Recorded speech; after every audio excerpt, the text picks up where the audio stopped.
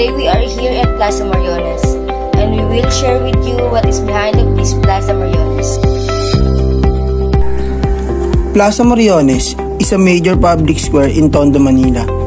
Unlike other squares in Manila, the plaza is in the shape of a linear park occupying the central median of Moriones Street, starting at the intersection of Moriones and Juan Luna Streets, and ending at the intersection with Santa Maria Street, bisected by Nicolas Zamora Street in the center.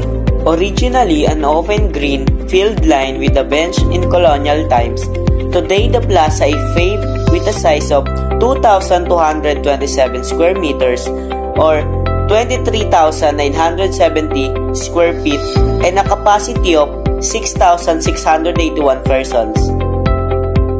Flanked by paved roads, the central portion of the plaza resembles 19th century garden design with its plants such as Bandera Española, canna flowers and palm trees. Currently, Plaza Moriones is designated as one of the freedom parks in the city of Manila, where protests and rallies may be held without requiring permission from local authorities. Plaza Moriones in Tondo, Manila was renovated and reopened on July 12, 2021, led by Mayor Francisco Isko Moreno Domagoso and Vice Mayor Maria Sheila Hani Lacuna Pangan. At the end of the plaza stands the Sigaw ng Tondo, a monument sculpted in 1978 by Eduardo Castillo in memory of local victims fleeing Japanese forces during the battles of Manila in 1945. In Plaza Morga, we can find the statue of Macario L. Sakay. Macario Sakay was a Filipino general who participated in the Philippines Revolution and the Philippine-American War. After the war was over, he became president of the Tagalog Republic. Sakay surrendered for amnesty and the formation of a Philippine Assembly, believing the struggle had shifted to constitutional means.